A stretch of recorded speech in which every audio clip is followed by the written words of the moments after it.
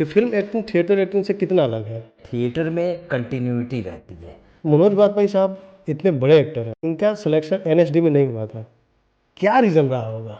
Reason अब वो तो जो एक्सपर्ट हैं वो बताएंगे रीज़न क्या रहे। कई बार ऐसा होता है कि जब बहुत आप लिख पढ़ लेते हैं, सीख लेते हैं, तो एनएसडी में जो एक्सपर्ट है वो बोलता है कि भाई इसको लेने से प्रॉब्लम होगा, ये बहुत क्वेश्चन करेगा, हैं। तो हम कई बार टोक भी देते, अरे यार इरफान क्या सोच रहे हो। अभिनय क्या है? अभिनय जो है अनुभव से प्राप्त होता है। एक्टर को कोई ऐसा आप 3 बुक सजेस्ट करना चाहें जिसको पढ़ना जरूरी है एक्टर बनने के लिए? नाट्य शास्त्र पढ़ना जरूरी, क्योंकि साहित्य हमें वो अनुभव देता है जो अनुभव आप अपने जीवन काल में जीते हुए नहीं प्राप्त कर सकते। अंग्रेज आए तो अंग्रेज जो है एक रियलिस्टिक प्ले, शेक्सपियरियन प्ले लेके आए।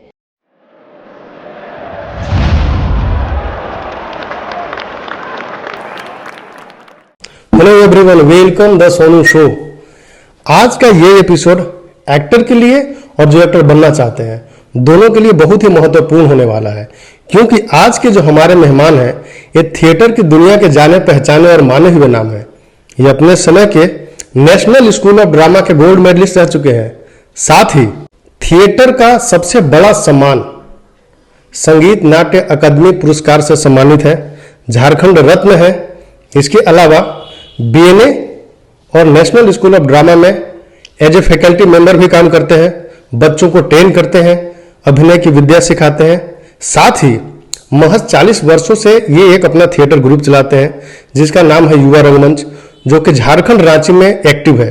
इस थिएटर ग्रुप ने कई एक्टर दिए हैं जो कि आज फिल्म, वेब सीरीज और सीरियल्स में अपना नाम बना चुके हैं, और नए यंगस्टर के लिए रांची में एक्टिंग सीखने का बहुत बड़ा ही अपॉर्चुनिटी देते हैं। आज देश विदेश में इनको जाना जाता है। तो आइए मिलते हैं एक्टिंग गुरु अजय मलकानी सर से। बहुत बहुत स्वागत है सर आपका। नमस्कार।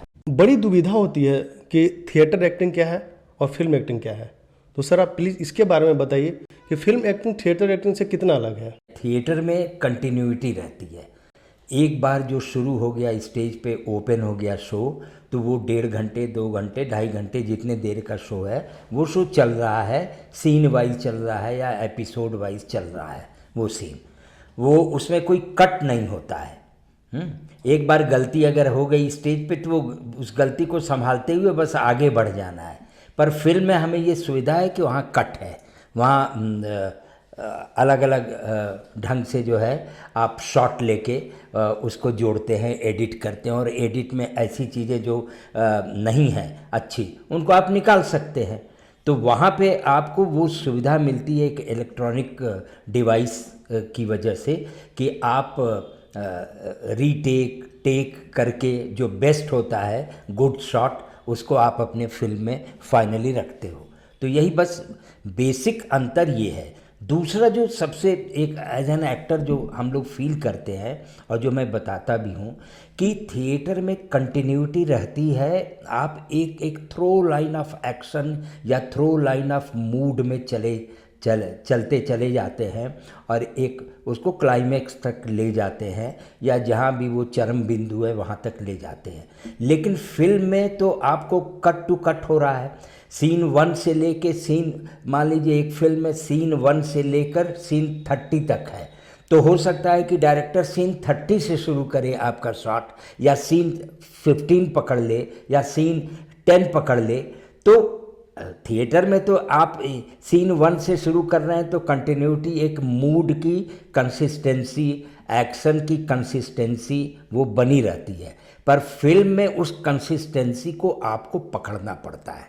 तो अगर क्लाइमेक्स सीन पहले शूट हो रहा है मुहूर्त के बाद, तो क्लाइमेक्स सीन क्या होगा उस सीन को सोचना है आपको एज एन एक्टर, और तब उस हिसाब से कितना एनर्जी देनी है, मूड को लेकर कितना, इमोशंस को लेकर कितना खेलना है, और एक्शन को लेकर कितना खेलना है, ये आपको ध्यान में रखना पड़ता है। एक्टर के लिए थिएटर करना कितना ज़रूरी है, क्योंकि बहुत सारे एक्टर अभी जिनको लगता है कि मुझे एक्टर बनना है या स्टार बनना है या फिल्मों में काम करना है, तो सबसे पहले वो जिम ज्वाइन करते हैं, डांस सीखते हैं। तो क्या एक्टर बनने के लिए जिम जाना, डांस सीखना ज़रूरी है या थिएटर से शुरुआत करना चाहिए? मैं समझता हूँ 2 तरह के एक्टर्स होते हैं।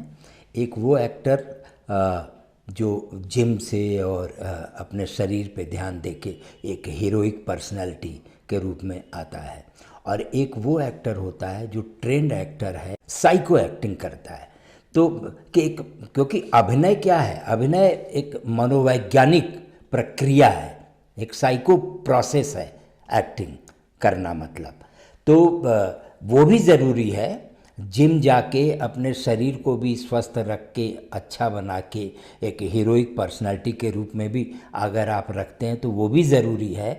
और ये भी ज़रूरी है कि आप ट्रेनिंग लें अभिनय की, एक अच्छे गुरु से लें या एक अच्छे इंस्टीट्यूट में, नेशनल स्कूल ऑफ ड्रामा जाएं, चाहे आप बीएनए जाएं, भारतीय हिंदू नाटक अकादमी। अब तो मध्य प्रदेश ड्रामा स्कूल भी खुल गया है भोपाल में, तो वहाँ एमपीएसडी बोलते हैं, Madhya Pradesh school of drama, तो वहाँ जाएं या फिर किसी परफेक्ट अच्छे गुरु के साथ सीखें।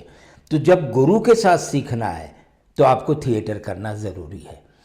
एमपीएसडी जाएंगे, एनएसडी जाएंगे या बीएनए जाएंगे तो वहाँ भी थिएटर की ही शुरुआत होती है, क्योंकि वही मदर ऑर्गेनाइजेशन है, ठीक है ना। वहीं से सीड पड़ता है एक अभिनय का, एक जानकारी आपको अभिनय की मिलती है। इसलिए ये ज़रूरी है कि थिएटर में सबसे पहले अगर फिल्म करना है तो पहले थिएटर ज्वाइन किया जाए, और थिएटर करके 3 साल 4 साल 5 साल अच्छे नाटक करके अगर आप फिल्म में जाते हैं तो फिल्म में तो अपॉर्चुनिटी पहली बार आपको मिलती है, उसमें अगर निकल गए तो निकल गए, नहीं तो स्ट्रगल करना पड़ता है दूसरी अपॉर्चुनिटी के लिए, तीसरी अपॉर्चुनिटी के लिए। तो फिल्म में जाने से पहले थिएटर ज़रूरी होता है, जाता है। मनोज बाजपेयी साहब इतने बड़े एक्टर हैं, इनका सिलेक्शन एनएसडी में नहीं हुआ था, क्या रीज़न रहा होगा? रीज़न अब वो तो जो एक्सपर्ट हैं वो बताएंगे रीज़न क्या रहा है। कई बार ऐसा होता है कि जब बहुत आप लिख पढ़ लेते हैं, सीख लेते हैं, तो एनएसडी में जो एक्सपर्ट है वो बोलता है कि भाई इसको लेने से प्रॉब्लम होगा, ये बहुत क्वेश्चन करेगा, हैं, हमारे पास उतना नहीं है जानकारी।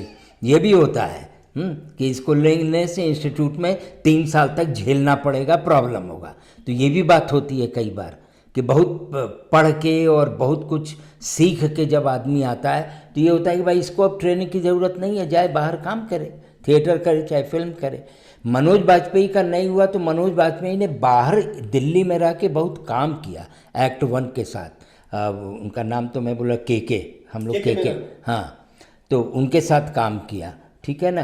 पीयूष और इन लोगों का एक्ट 1 करके एक ग्रुप था, उनके साथ काम किया इन लोगों ने, पीयूष मिश्रा के साथ काफ़ी काम किया। मनोज बाजपेयी ने काफ़ी काम किया थिएटर में करके, एक पूरी तरह से ट्रेंड हो के थिएटर से तब वो गए। वो तो वही जो हम लोग अभी बात कर रहे थे कि आइडियल कि भाई नाटक करके आप अगर जाते हैं 10 12 15 अच्छे नाटक करके जब जाते हैं, मैच्योरिटी के साथ जाते हैं, तो आप जब फिल्मी दुनिया में जाते हैं और फिल्म इंडस्ट्री में जब आपको अपॉर्चुनिटी मिलती है तो आप निकल जाते हैं। और कई बार ऐसा होता है कि नवाजुद्दीन को देख ली तो 10 साल के बाद उसको एक अपॉर्चुनिटी मिली, या हमारे पंकज त्रिपाठी को भी कई साल तक स्ट्रगल किया तब एक अपॉर्चुनिटी मिली। तो बॉम्बे भी क्या है कि टेस्ट करता है कि आप कितने दिन तक यहाँ टिक सकते हैं, कितना स्ट्रगल करने का आप में मादा है, कितना आप स्वस्थ रह के स्ट्रगल करते हैं। कई लोग तो अस्वस्थ होकर वापस लौट आते हैं ना। सर मैं जब आपका इंटरव्यू करने आ रहा था तो कई यंगस्टर लोगों से मिला, तो उनका एक सवाल था कि गुरुजी से पूछना कि national school of drama FTII एक साल में बहुत सिलेक्टेड लोगों को सिलेक्शन किया जाता है। जैसे नेशनल स्कूल ऑफ ड्रामा में शायद 26 लोग हैं या 1-2 ऊपर नीचे हो सकते हैं, 32 हो गए, अभी 32 हो गए। FTII में भी कुछ सिलेक्टेड लोगों को सिलेक्शन किया जाता है। पर हमारी इतनी बड़ी आबादी है और बहुत सारे ऐसे वर्ग हैं जो झारखंड, बिहार, यूपी के गांव से आते हैं, तो सर वो अपनी तैयारी कैसे करें? उनके सामने एक बहुत बड़ा चुनौती होता है कि हम एक अच्छा थिएटर ग्रुप कैसे ज्वाइन करें या एक अच्छे टीचर को कैसे हम उनसे सीखें, क्योंकि बहुत ऐसा होता है कि बाद में पता चलता है कि जो सिखा रहे हैं उनको भी बहुत कुछ नहीं आता था। एकदम ये सच्चाई है सर, तो वो अपनी तैयारी कैसे करें? देखिए 2 बातें हैं इसमें। एक तो राष्ट्रीय नाट्य विद्यालय निश्चित रूप से पहले तो हमारे समय में हम लोग तो 16 लोग थे। 86 बैच जो है वो 16 लोगों का बैच था, हाँ, जिसमें पीयूष मिश्रा भी थे हमारे साथ। तो बाद में 20 एक टारगेट था, अभी 32 है। तो 32 में क्या है कि वो EW इकोनॉमिक वीकर सेक्शन से भी है, दिव्यांग का भी एक कोटा होता है, ठीक है, और OBC SC ST सब कोटा मिला के 32 लोगों का सिलेक्शन होता है। पर निश्चित रूप से इतना बड़ा देश है और 32 लोग या BNA में 20 लोग, तो देश को कैसे कैटर करें, इसलिए NSD ने सोचा कि क्यों ना हम अपने कुछ रीजनल सेंटर्स बनाएं। तो अभी रीजनल सेंटर्स भी चल रहे हैं, जैसे एक बनारस सेंटर एक है, एक बेंगलोर में है, एक सिक्किम में है, इस तरीके से एक त्रिपुरा में है, 4 रीजनल सेंटर्स हैं। फिर और कुछ रीजनल सेंटर्स खोलने की बात थी, आपके श्रीनगर में एक, जम्मू कश्मीर के लिए एक सेंटर खोलने की बात थी, एक साउथ में सेंटर राजमुंदरी में या इस तरह आंध्र प्रदेश या तेलंगाना में खोलने की बात थी। तो ये सब गवर्नमेंट के लेवल पे चल रहा है। 4 सेंटर्स अभी फिल वक्त में चल रहे हैं। तो एक तो ये सेंटर्स में 1-1 साल के कोर्स हैं, 1 ईयर का सर्टिफिकेट कोर्स है। हो सकता है कि अगर गवर्नमेंट ज़्यादा फंडिंग करे तो वो कोर्स आगे बढ़ के 2 साल का हो जाए, MA के बराबर हो जाए। इस तरह के कोर्सेज NSD चलाने के प्रयास में है। जैसे आपने बताया कि ये बेंगलुरु में है, बनारस में है, सिक्किम में है, सेंटर्स जो हैं जो चल रहे हैं, इनमें 1 साल का कोर्स कराया जाता है। तो सर ट्रेनिंग पूरी हो जाती है जितना NSD मेन वाले में होता है, या कुछ कम पड़ती है? कुछ कम पड़ती है, 1 साल का कोर्स है ना। हाँ। तो कई बार ऐसा होता है कि 1 साल का कोर्स करके बहुत सारे बच्चे फिर फाइनल में 3 साल के कोर्स के लिए भी आते हैं, और उसमें से मेरा ख्याल है कि मैक्सिमम लोगों का सिलेक्शन हो ही जाता है, क्योंकि वो एक ट्रेंड होके आए, उनको पता है कि कैसे तैयारी करनी है। हमारे गांव से, झारखंड के गांव से या छोटे छोटे शहर या कस्बों से जो बच्चे आते हैं, उनको मैं यही कहूँगा कि पहले वो थिएटर करें। थिएटर करेंगे तो उन्हें एक जानकारी होगी कि किस तरीके से हमें अपनी तैयारी करनी है, ठीक है। और थिएटर करने का मतलब ये नहीं कि सिर्फ आप एक्टिंग करें, आपको थिएटर की जो तमाम विधाएं हैं, साथ में मेकअप है, लाइट है, कॉस्ट्यूम डिज़ाइन है, सेट डिज़ाइन है, पेंटिंग है, ये सब जो एलाइड आर्ट है जो उसके साथ जुड़ा हुआ है, ऐसे इसमें भी धीरे धीरे कुछ न कुछ आप लोगों को आपको जानकारी होनी चाहिए। वो एक स्किल, थोड़ा सा एक स्किल डेवलपमेंट आपका होना चाहिए अभिनय के साथ साथ। फिर आप तैयारी करते हैं NSD की, क्योंकि NSD में तो क्या होता है, 2 तरह के टेस्ट होते हैं ना, एक प्रीलिम्स होता है प्रारंभिक परीक्षा, और एक होता है मुख्य परीक्षा। तो प्रारंभिक परीक्षा में आपको अपना कुछ नाटक का जो नाट्यांश है, वो अभिनय का, वो अभिनय आपको दिखाना पड़ता है, ठीक है ना। अगर वो अच्छा हुआ, प्लस राष्ट्रीय नाट्य विद्यालय या BNA जहाँ भी है, वो अपना भी कुछ नाटक का अंश भेजते हैं, उसको भी तैयार करना पड़ता है। ये महिला के लिए अलग होता है, पुरुष के लिए अलग होता है। तो वो किसी अच्छे नाटकों के कुछ अंश भेजते हैं, उनको आपको तैयार करना पड़ता है। तो वो जो तैयारी है वो अकेले आप नहीं कर सकते, उसके लिए आपको एक गुरु चाहिए ही होता है। वो गुरु बताता है कि ये नाटक का जो भाग आपके पास आया है वो किस नाटक का है, उस नाटक की विशेषता क्या है, उसकी थीम क्या है, और ये कौन सा सीन है, उसमें क्या मूड हो गया, मूड की कितनी कंसिस्टेंसी होगी, ये सारी चीज़ें। तो ये बगैर किसी भी क्षेत्र में जब आप काम करते हैं तो बगैर गुरु के ज्ञान नहीं होता है। तो गुरु तो चाहिए ही चाहिए आपको।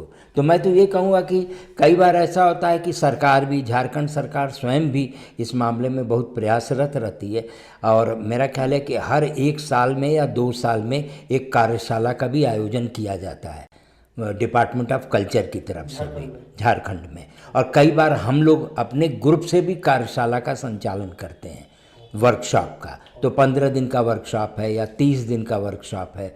उस वर्कशॉप्स में भी हमारे जो झारखंड के ग्रामीण बच्चे हैं या कस्बों से या छोटे शहरों से आते हैं, वो वर्कशॉप ज्वाइन कर सकते हैं। मैंने कई इंटरव्यू में नसरुद्दीन शाह साहब, अनुपम खेर साहब, ओमपुरी साहब को कई बार मैंने सुना कि वो एक नाम लेते हैं जो कि कॉमन है, अब्राहम अलकाजी साहब। आप उनसे मिले? अलकाजी साहब से मिले हैं। वो ज़माना बिल्कुल अलग था, वो बड़े कमिटेड लोगों का ज़माना था। ये नसीर जी या हमारे अनुपम भाई, ये लोग जितने भी आए, या ओम पुरी आए, या मनोहर भाई, मनोहर सिंह आए, उत्तरा जी आई, फिर सुरेखा सीकरी हो गई। तो ये लोग सब एक कमिटेड लोग थे, और वो एक ज़माना था जो अलकाजी साहब की से ट्रेंड होके ये एक्टर्स निकले थे। अब क्या हो गया कि तो अब 21वीं शताब्दी में भी बहुत सारे मूल्य बदले हैं हमारे जीवन के, है ना। एथिक्स बदले हैं, वैल्यूज़ बदले हैं। अब जिस तरीके के थिएटर हो रहे हैं या जिस तरह के एक्टिंग की ज़रूरत है वो थोड़ा सा डिफरेंट है। अब लोग इम्पेशेंट होते हैं, पेशेंस नहीं है उनके पास, वो जल्दी से जल्दी चाहते हैं कि शॉर्टकट में ज़्यादा से ज़्यादा मिल जाए। सर, ये फारसी नाटक आपने जिक्र किया, पारसी थिएटर और इंडियन थिएटर में कोई फ़र्क है क्या? नहीं, वो एक ऐतिहासिक परंपरा थी। जैसे हम लोग जब थिएटर हिस्ट्री पढ़ाते हैं, इंडियन थिएटर हिस्ट्री, तो शुरू करते हैं भरत मुनि के नाट्यशास्त्र से, ईसा पूर्व। नाट्यशास्त्र संस्कृत थिएटर जो राजाओं के और मंदिरों से पोषित हुआ, आगे बढ़ा, historical 7th 8th 9th century तक आते आते जब बहुत सारे भारत पे आक्रमण होने लगे तो संस्कृत थिएटर का अवसान हुआ, फॉल ऑफ संस्कृत थिएटर। उसके बाद का जो थिएटर है वो फोक थिएटर का है, भक्ति काल जिसको हम कहते हैं ना, हिंदी साहित्य में भी भक्ति काल आता है। मीरा, तुलसी, सूरदास, इस तरह के ये जितने गुरु नानक, ये जो भक्ति काल है, भक्ति काल में जो भी नाटक हुए वो नाटक को हम कहते हैं कि वो परंपरागत और लोक नाटक हुए, लोक रंगमंच जो आज भी है।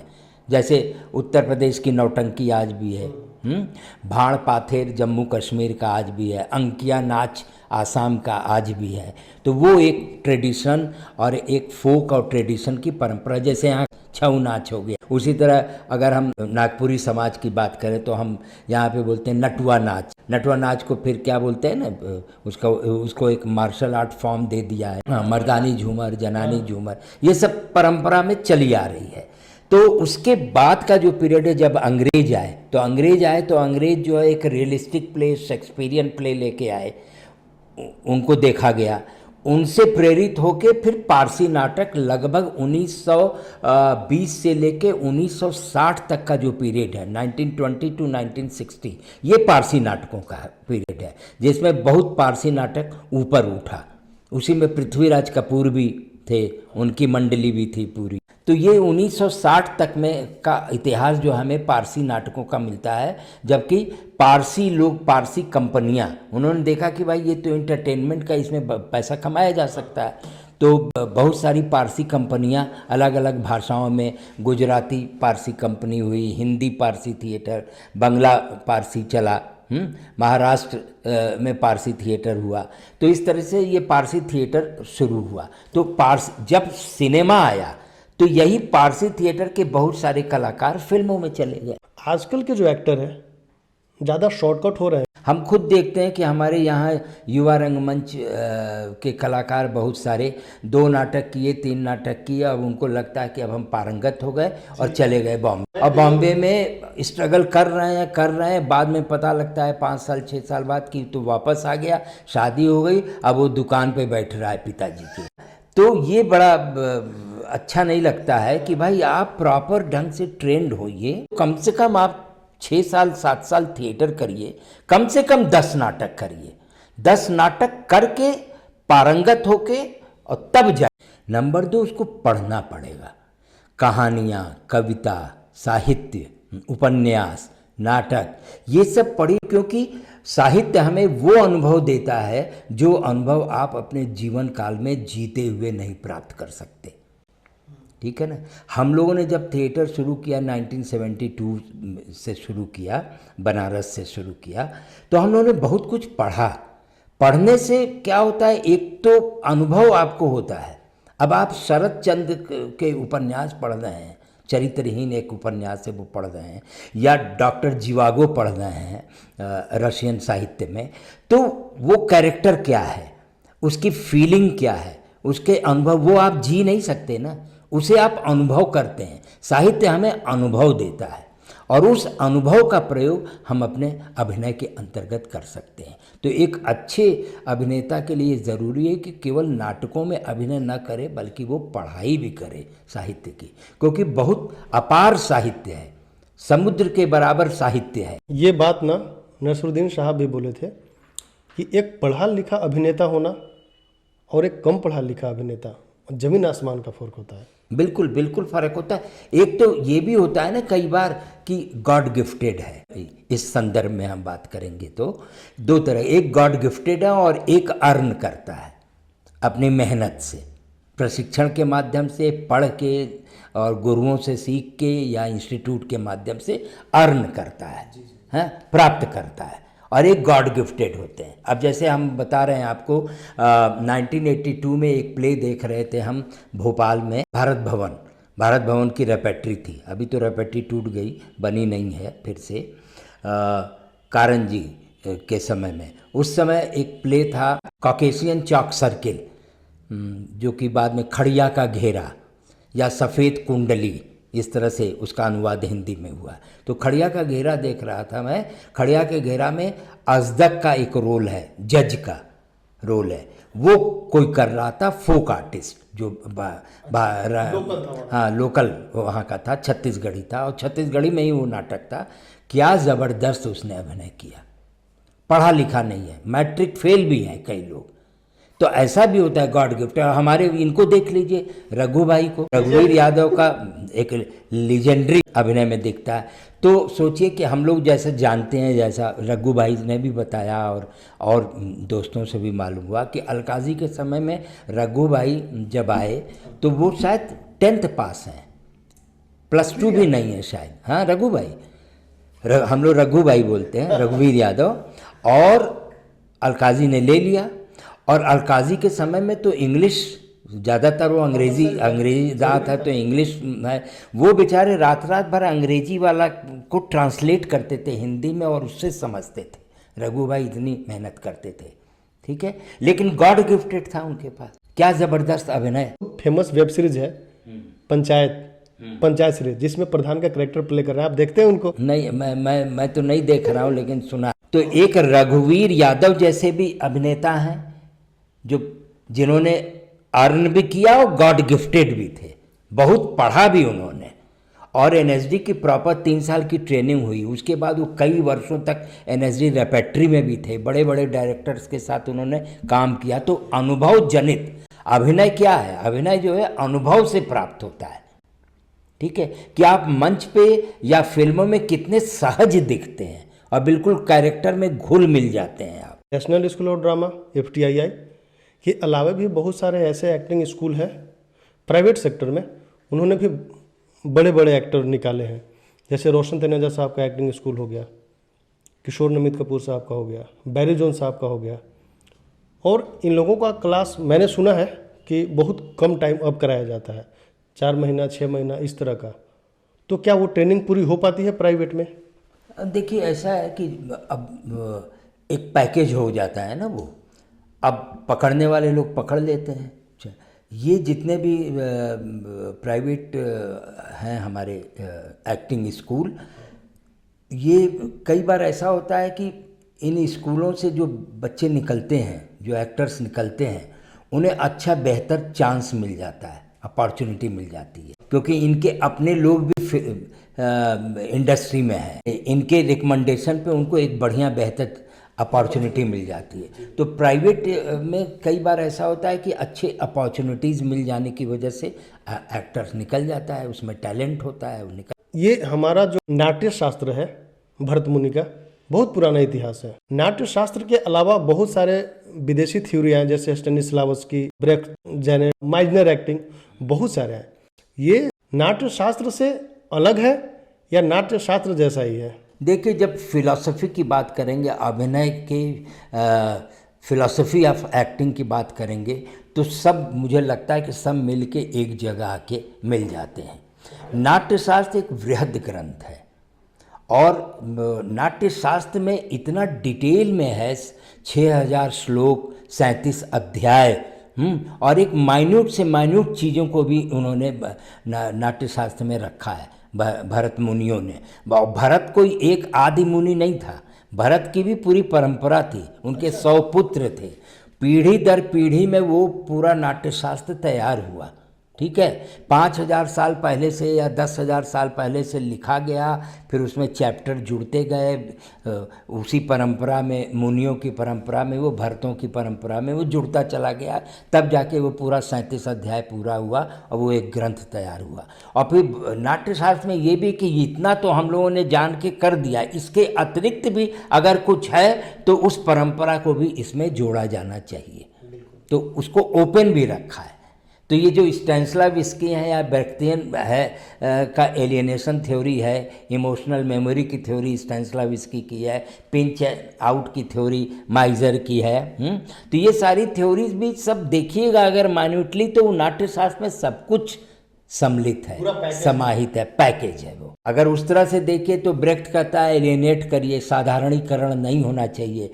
रस जो है, जैसे मान लीजिए श्रृंगार रस की उत्पत्ति हुई, श्रृंगार रस कि एक फीलिंग, रति की फीलिंग पूरे दर्शक समाज में बराबर की फीलिंग हो रही है, तो वो रसों का साधारणीकरण हुआ, जनरलाइजेशन ऑफ रस हुआ। लेकिन ब्रेख्ट कहता है कि नहीं, तोड़ दो, ये बीच बीच में टूटना चाहिए कि तुम नाटक देख रहे हो, उसमें इन्वॉल्व मत हो इमोशनली।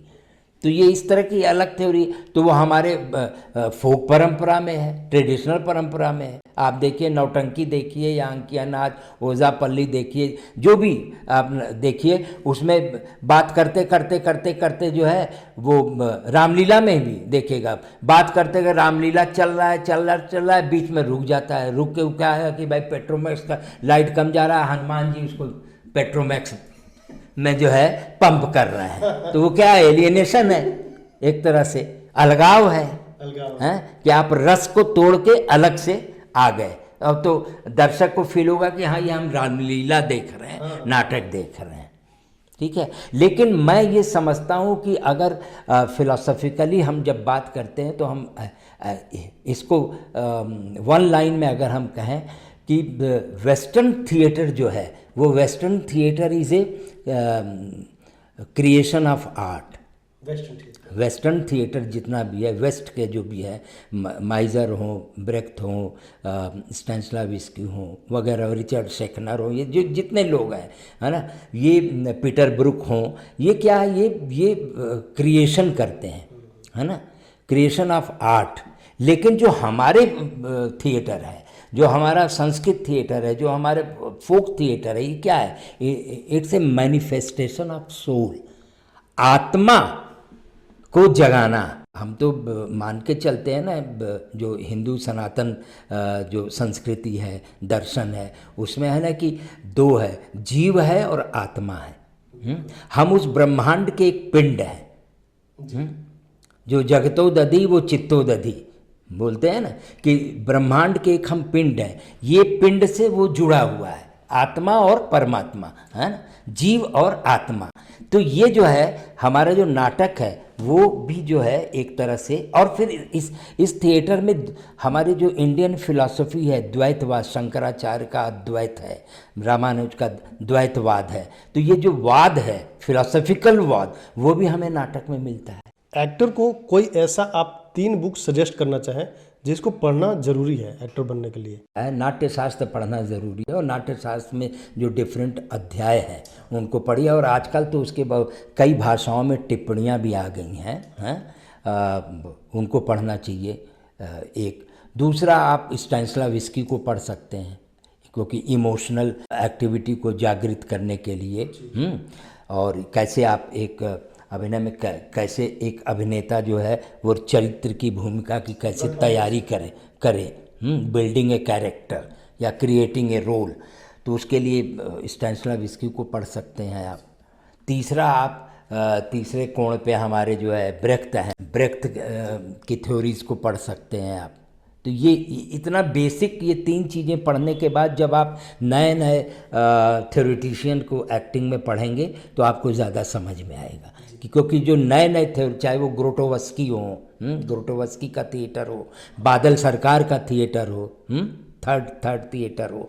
इसको समझने के लिए ये बेसिक बुक्स पढ़ेंगे तो आपको पता लगेगा कि कितना हम उससे अलग जा रहे हैं, डिपार्चर कितना हो रहा है हमारा। यूट्यूब पे बहुत सारे लोग नया नया क्लास स्टार्ट किए हैं और 20,000, 30,000, 25,000 ऐसे बोला जाता है कि हम आपको एक्टर बना देंगे।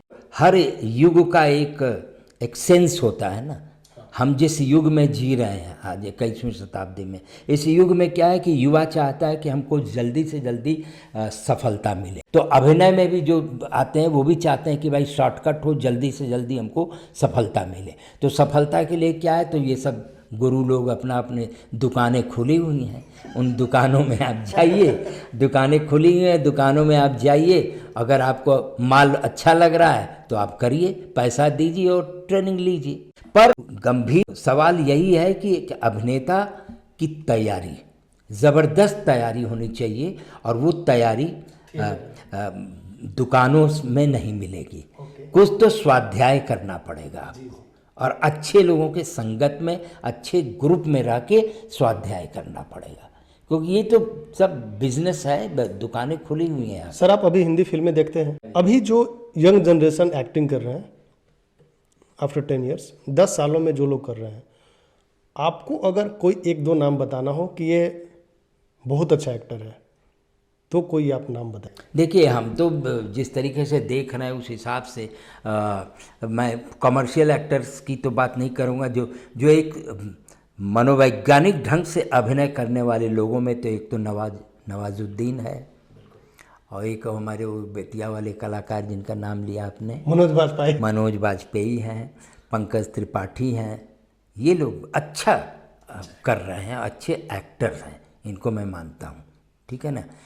नसीर भाई एक समय में थे, अनुपम खेर, नसीरुद्दीन शाह, ओम पुरी, ये लोग तो अपने समय के रहे। उत्तरा जी हो गई या फिर हमारी सुरेखा सीकरी हो गए, मनोहर भाई ने भी कई फिल्में की, पंकज कपूर, ये लोग तो अपने समय में रहे। लेकिन नए लोगों में ये लोग अच्छे निकल रहे हैं। इवन पीयूष मिश्रा, इवन वो जो हमारा एक्टर, हमारा जूनियर जो था इरफान, वो फर्स्ट ईयर में था, हम लोग सेकेंड ईयर में थे, फिर वो सेकेंड ईयर में आया तो हम लोग थर्ड ईयर में थे। तो इरफान के साथ भी बड़ा लगाव था, उनकी वाइफ है सुतोपा, ये सब लोग, हम लोग सब एक ग्रुप था ना, एक फैमिली थे एनएसडी की। तो इरफान अपने आप में एक बहुत बेहतर, अच्छा डेवलप किया। हालांकि इरफान को बहुत बढ़िया रोल एनएसडी में नहीं मिला। सर एनएसडी के जानकार लोग भी कहते हैं कि जब इरफान खान एनएसडी में थे तो बहुत वाव नहीं थे, मतलब ऐसा नहीं थे कि वहाँ एनएसडी में इनके बैच में तो आलोक चटर्जी थे जो अभी भोपाल में है, दोस्त ग्रुप है उनका,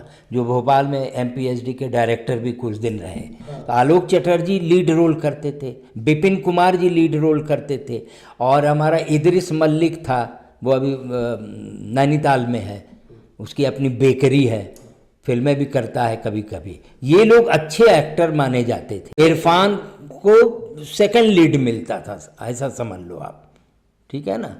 तो ये लोग ज़्यादा, आलोक सबसे ज़्यादा लीड रोल आलोक करते थे। लेकिन इरफान में ये था कि बहुत सोचता था। अच्छा। मैं कई बार ऐसा, हाँ, डीप जाके मैं कई बार देखता था, आते जाते देखता था कि वो एनर्जी के लॉन में बैठा हुआ है, शून्य में देख रहा है, चुपचाप कुछ सोच रहा है। तो हम कई बार टोक भी देते, अरे यार इरफान क्या सोच रहे हो, अच्छा कर रहे हो, अच्छा कर रहे हो, उसको बैकअप भी करते थे हम लोग। तो इरफान भी एक अच्छे अभिनेता के रूप में इस्टेब्लिश हुए इंडस्ट्री में।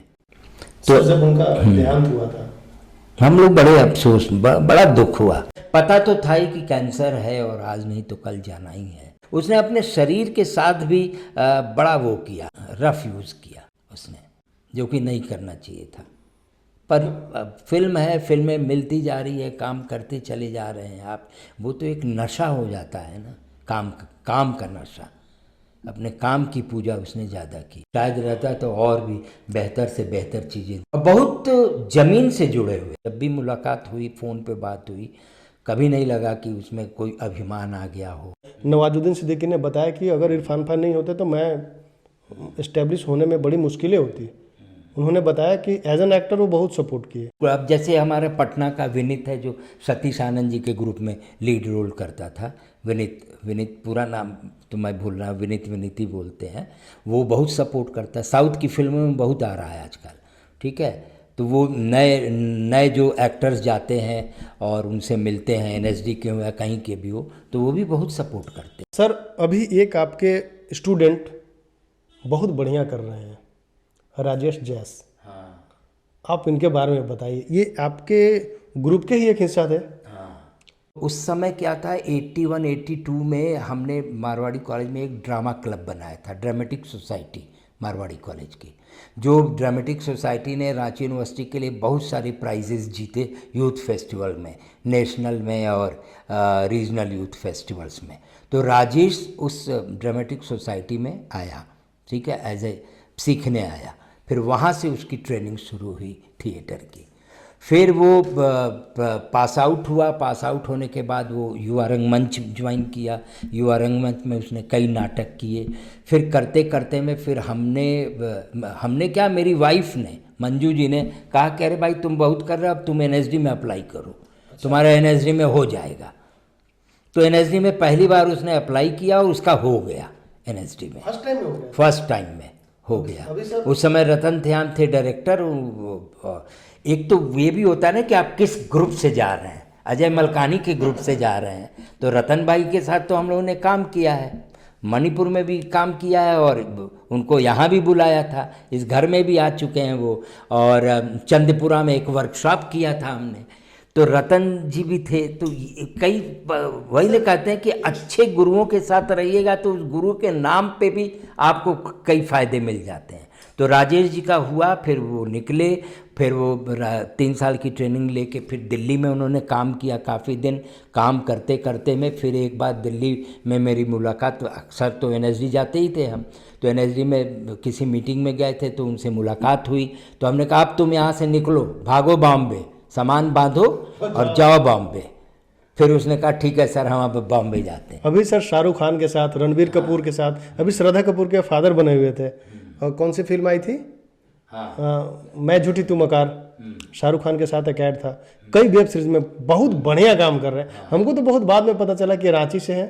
और तो राजेश का अभी भी फ़ोन आता है, जब भी रांची आता है तो एयरपोर्ट से निकलेगा तो पहले यहाँ से मिलते हुए तब कोई काम करेगा। भाभी जी घर पे हैं कि संस्कारी मास्टर। अच्छा, विजय कुमार सिंह। विजय कुमार सिंह, हाँ, बड़ा फेमस है। हाँ, अच्छा कर रहे हैं, बहुत अच्छा कर रहे हैं अभी। और वो कैरेक्टर काफी फेमस है अभी, लगभग जिस घर में टीवी हो वो उनको जानता है। हाँ हाँ हाँ, बिल्कुल बिल्कुल। सर हम लोग एक गेम खेले। हाँ बताइए। गेम ये है, इसका नाम है रैपिड फायर। मैं 2 लोगों का नाम लूंगा, आपको एक का नाम लेना है। ठीक है, ओके करें? हाँ। ओमपुरी नसरुद्दीन शाह। ओमपुरी। मनोज वाजपेयी नवाजुद्दीन सिद्दीकी। मनोज वाजपेयी। विजय राज या के मेनन। विजय राज। रणवीर कपूर या रणवीर सिंह। रणवीर कपूर। श्रद्धा कपूर आलिया भट्ट। श्रद्धा कपूर। आमिर खान या राजकुमार राव। आमिर खान। प्राण साहब या अमरीश पुरी। प्राण। अनुपम खेर या प्रेस रावल। परेश रावल। कमल हसन या रजनीकांत। कमल हसन। श्रीदेवी या माधुरी दीक्षित। माधुरी दीक्षित। सर ये माधुरी दीक्षित का नाम आने के बाद आपके चेहरे पे ग्लो आ गया। हाँ, क्योंकि माधुरी दीक्षित तो बहुत लाइक करते थे हम। ओके। हाँ हाँ। आप सर जब यंग थे आप किन के फैन थे? अब मैं तो सबसे ज़्यादा फैन था वहीदा रहमान का। वहीदा रहमान जी का। उनकी फिल्में देखता था बहुत सारे, अब तो याद भी नहीं है कितनी फिल्में देखी होगी उनकी। वहीदा रहमान। और मेरे बेस्ट एक्टर थे देवानंद। ओके। हाँ, बहुत अच्छा लगता था। हालांकि उनको डांस नहीं आता था, वो तो दौड़ते ही रहते थे, है ना? पर देवानंद था। गाइड उनकी फिल्म हमने 6 बार देखी। सर आजकल साउथ की फिल्में बहुत ज़्यादा चल रही है, हिंदी की फिल्में थोड़ा कम चल रही है। आपको क्या रीजन क्या लगता है इसमें? देखिए, साउथ के पास टेक्नोलॉजी जो है ना वो बहुत ज़बरदस्त है, और उनके पास जो कंटेंट है, कंटेंट बहुत अच्छे ले आते हैं। वो विषय वस्तु फिल्म की वो बड़ा अच्छा होता है, इसलिए साउथ की फिल्में ज़्यादा हिट होती है। और जो काफ़ी कई जगह उनके कैरेक्टराइजेशन भी देखिएगा तो बहुत रियलिस्टिक होते हैं।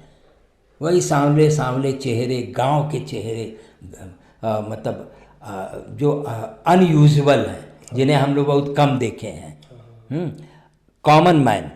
तो कॉमन मैन आम आदमी को लेके आते हैं ना भीड़ में या इस सब में, तो उनको देख के जो है वो सीधे लगता है कि वो हमारे से करीब है, ठीक है ना। रोमांटिसाइज नहीं करते हैं बहुत ज़्यादा। बॉम्बे की फिल्मों में अब नए दौर की जो फिल्में आ रही हैं मैंने बहुत सारा नहीं देखा, लेकिन जो आज से 10 साल पहले जो फिल्में बनती थी या 5 साल, इवन 5 साल, बड़ा रोमांटिसाइज करते हैं, गाने वाने डाल के ये सब डाल।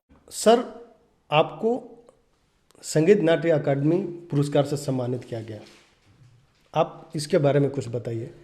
देखिए, SNA जो अवार्ड है, ये अवार्ड म्यूज़िक में, डांस में और पेंटिंग, इसमें क्या कहते हैं, एलाइड आर्ट में, थिएटर में, इन सब में दिया जाता है। ये एक ऐसा पुरस्कार है जो कि एक खास पर्टिकुलर चीज़ में आप दक्ष हैं, उस दक्षता के लिए आपको दिया जाता है। तो ये हमारे लिए सर्वश्रेष्ठ देश का सम्मान हम मानते हैं इसे, क्योंकि आप जिस काम को कर रहे हैं उस काम की पूछी हुई और उस योगदान को SNA ने अवार्ड के रूप में ना आपको एक अचीवमेंट को लेके, आपके कंट्रीब्यूशन को लेके उसे उसने रिकॉग्नाइज किया, मान्यता दी। पद्मश्री तो किसी को भी मिल जाता है, वो पॉलिटिकल भी होता है बहुत बार, और आजकल तो पद्मश्री के लिए क्या है कि नॉमिनेशन होता है, ओपन नॉमिनेशन कर दिया है, खुद को भी कर सकते हैं आप। हालांकि SNA ने भी इस साल से शायद ऐसा कुछ सुन रहे हैं कि खुद को भी आप नॉमिनेट कर सकते हैं, ऐसा कुछ कर रहे हैं वो लोग। लेकिन ये कलाकारों का सम्मान है, कला जगत के लिए आपको वो सर्वश्रेष्ठ एक मान्यता मिल रही है, तो ये हमारे लिए बहुत बड़ी चीज़ होती है और हम तो संगीत नाटक अकादमी के शुक्रगुजार हैं। ये सम्मान मिलना खुद में एक बहुत सम्मान की पद्मश्री से बढ़कर हमारे लिए। झारखंड में, रांची में, पूरे झारखंड में आप लगभग 40-45 सालों से आप युवा रंगमंच को चला रहे हैं। कोई ऐसा नाम बताइए पूरे झारखंड में जो आपको लगता है कि 2-4 सालों में ये बहुत अच्छा कर सकता है, वो अच्छा एक्टर है, उसको अपॉर्चुनिटी नहीं मिल रही है, ऐसे कोई नाम आपके जहन में है? देखिए, झारखंड में अगर बात करेंगे तो कई लोग हैं, अब ये कहना बड़ा मुश्किल है, झगड़ा करवा देंगे आप। नहीं सर, आप 2-4-5 नाम लीजिए ना, मजा जैसे आएगा। हमारे ही ग्रुप में पंकज है, पंकज सिन्हा। हाँ, पंकज सिन्हा में वो है, टैलेंट है ना, क्योंकि लगातार उन्होंने काम किया ना, और केवल एक माध्यम में नहीं काम किया, सिर्फ थिएटर के लिए काम नहीं किया, फिल्म भी कर रहे हैं, वो टेलीविज़न के लिए भी काम करते हैं। तो एक पंकज है, फिर शंकर पाठक है, उनमें है वो, फिर हमारे एक संजय शर्मा हैं, हाँ, उनमें है, उनको अपॉर्चुनिटी मिले तो बहुत अच्छा करेंगे। संजय शर्मा, हाँ, संजय शर्मा, और राइटर भी अच्छे हैं, वो लिखते भी हैं, दूरदर्शन के लिए तो लिखते रहे हैं हमेशा। तो इस तरह से काफ़ी लोग हैं। सर आपका ग्रुप का नाम है युवा रंगमंच, मैं कई लोगों से मिला, लगभग 50+ है। हाँ हाँ, तो युवा का मतलब सर, यहाँ से आप युवा हैं, यहाँ से युवा हैं। मैं भी तो 70 साल का युवा हूँ, क्योंकि age is only number game, वो तो नंबर है। युवा तो यहाँ से रहते हैं आप, दिमाग से रहते हैं, दिल से रहते हैं आप युवा। इसलिए युवा रंगमंच हम लोगों ने बनाया कि हमेशा युवा रहें हम सब लोग, ठीक है ना। सर एक लास्ट सवाल, मेरे साथ बातचीत करके आपको कैसा लगा? अच्छा लगा, बहुत अच्छा लगा, और अब मेरी बड़ी शुभकामना होगी कि आप आगे बढ़ें और काम इसलिए क्योंकि बड़ा एक प्रोफेशनल एटीट्यूड है आप में, और आप एक अच्छा देश को दे सकते हैं अपने YouTube के माध्यम से, द सोनू शो के माध्यम से। अच्छा लगा।